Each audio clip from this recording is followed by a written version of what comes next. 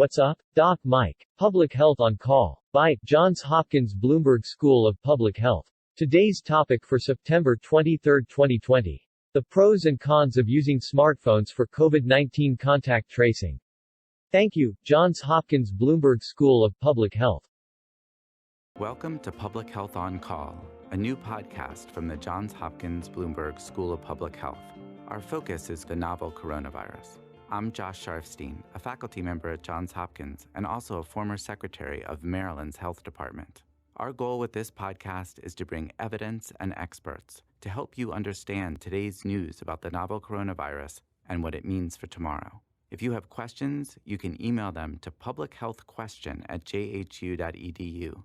That's publichealthquestion@jhu.edu for future podcast episodes.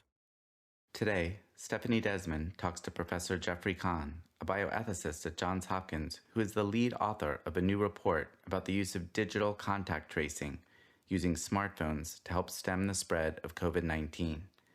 They discuss the pros and cons and the privacy questions of using technology for this type of public health detective work. Let's listen. Jeff Kahn, thank you so much for joining me. My pleasure. Thanks for having me. So I'd like to start with a simple question. If we could sort of define contact tracing in light of COVID and generally. Sure. So it's what it sounds like. It's identifying people who have been exposed. So you need to know who was infected to know who's been exposed. And then finding those who have been in contact with somebody who's known to be infected, tracing them, and then all the people that they might have exposed in the time that they have been infected. So it's a sort of think of it as a web of infection and identifying those who are infected and the cases, and then those who they have infected and those who they have infected, and so on. Quite complicated in the case of a respiratory infection because of the way it's spread. And this is typically done manually, right? I mean, you tell people who you've seen, they call them up.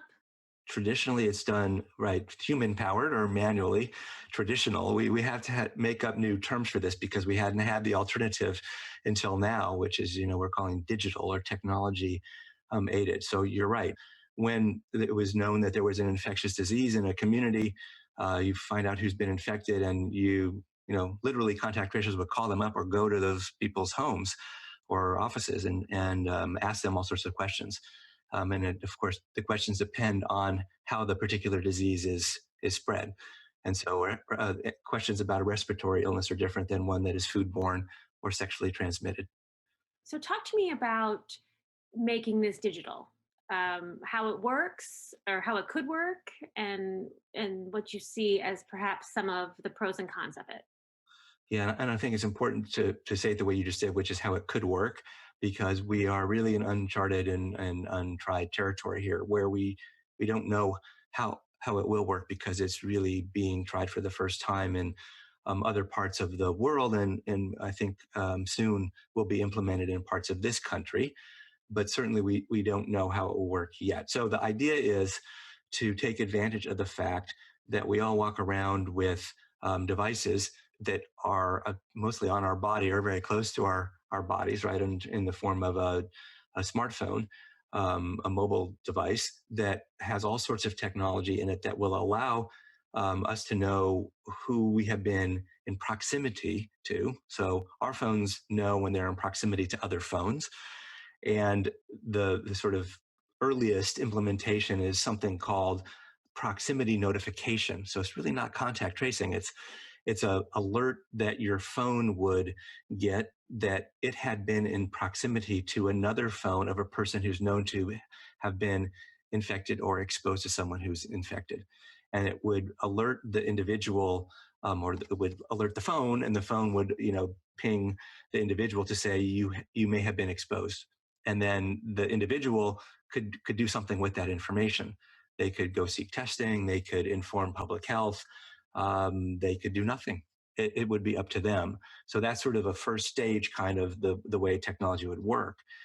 It could be more sort of sophisticated in the sense that the information about an exposure could be shared, not just with the individual through the phone, their phone notifying them, but that information could be shared with public health authorities or the government or employers or institutions like universities. But that's a sort of an additional layer of technology.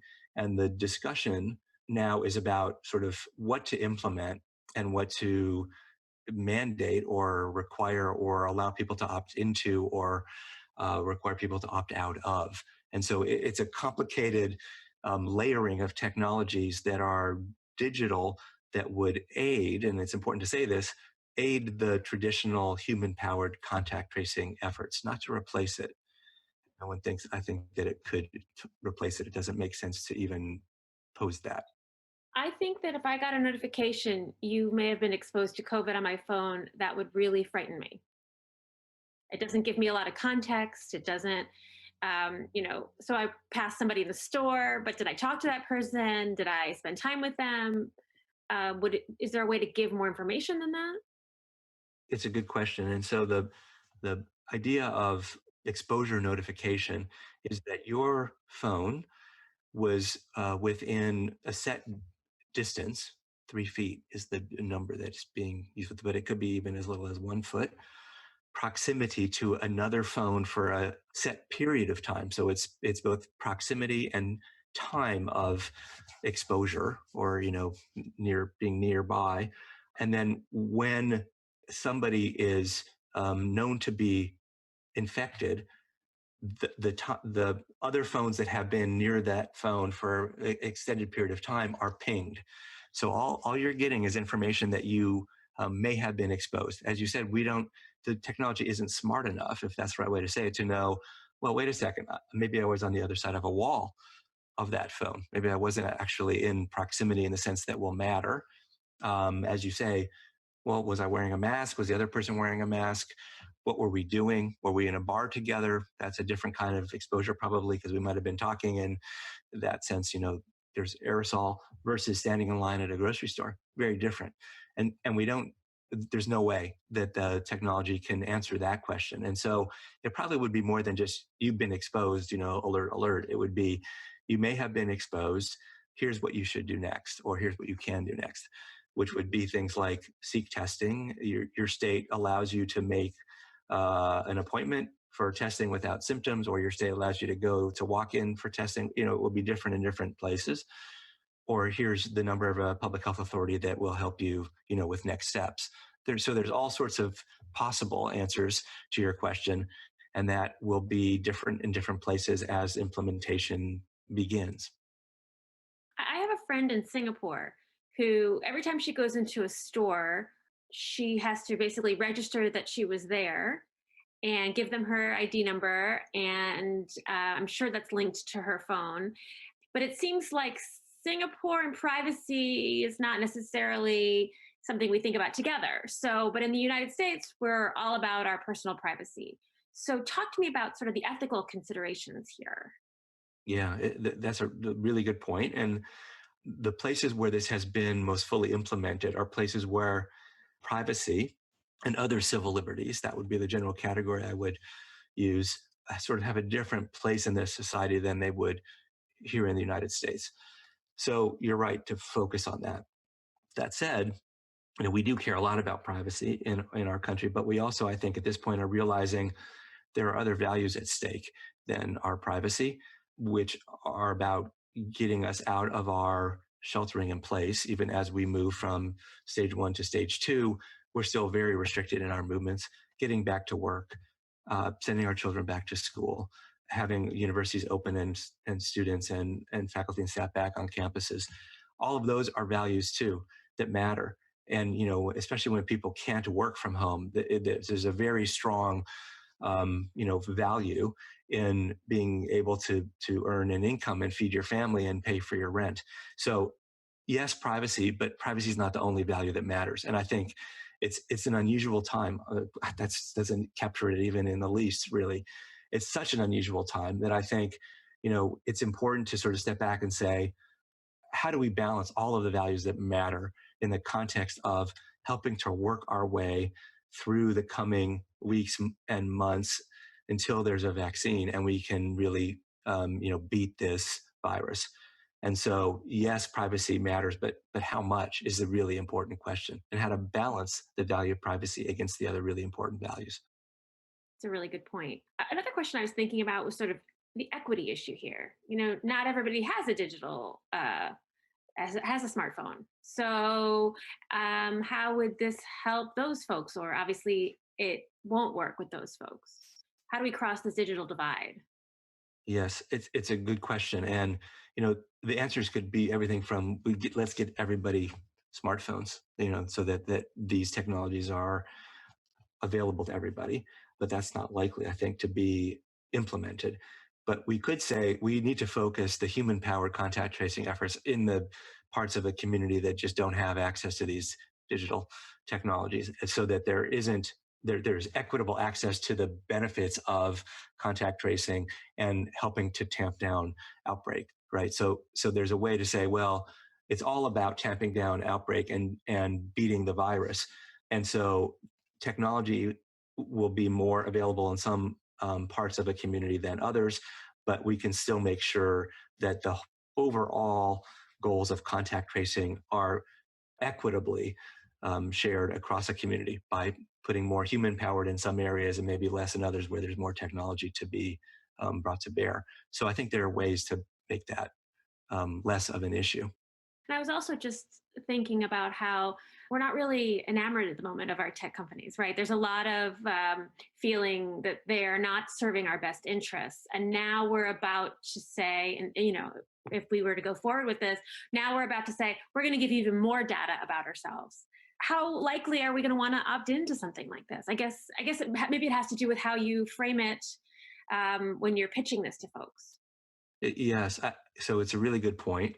And listeners may know that Apple and Google, in an unprecedented decision, are working together to make the internal workings of the operating systems on their phones, or on phones that run their operating systems, accessible. It's called the API.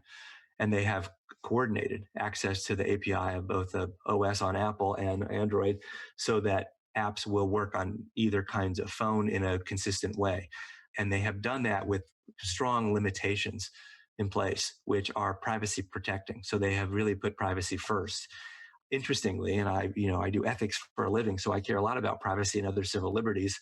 The report that is prompting our conversation says, maybe the Apple Google limitations are too strict. They may not actually help achieve the public health goals because they are so privacy protecting that they don't permit certain kinds of sharing with public health authorities. And so it may, in fact, there's an argument happening, an argument's a little strong, a discussion happening in the world of, people who are paying attention to these technologies, public health, civil liberties, and the tech companies about what the right balance is to be struck. And Apple, Google has actually sort of stayed pretty true to their commitment to protect privacy and say, but maybe other technologies can be added to the one that we're allowing to work on our phones to get the right combination. But we're not going to open our phones to more than these privacy protecting apps. So really, there's a little convoluted answer to your question, but I think they're trying to figure out what the right balance is. And one thing to say is, the tech company's interest, as you said before, may not be exactly aligned with the public's interest when it comes to public health or just generally. And so how do we balance all of that when they are pretty much in a position to dictate terms because they control the operating system of every phone on the planet? So it needs to be a coordinated effort. And I think there's goodwill and work happening among legislators and tech companies and public health officials and a little bit of people like me to try to get it right. Jeff Kahn, thank you so much for joining me. It's been my pleasure. Thanks for having me. Thank you for listening to Public Health on Call, a new podcast from the Johns Hopkins Bloomberg School of Public Health. Please send questions to be covered in future podcasts to publichealthquestion@jhu.edu. This podcast is produced by Josh Sharfstein, Lindsay Smith-Rogers, and Lamare Morales. Audio production by Niall Owen McCusker and Spencer Greer, with support from Chip Hickey. Distribution by Nick Moran. Thank you for listening.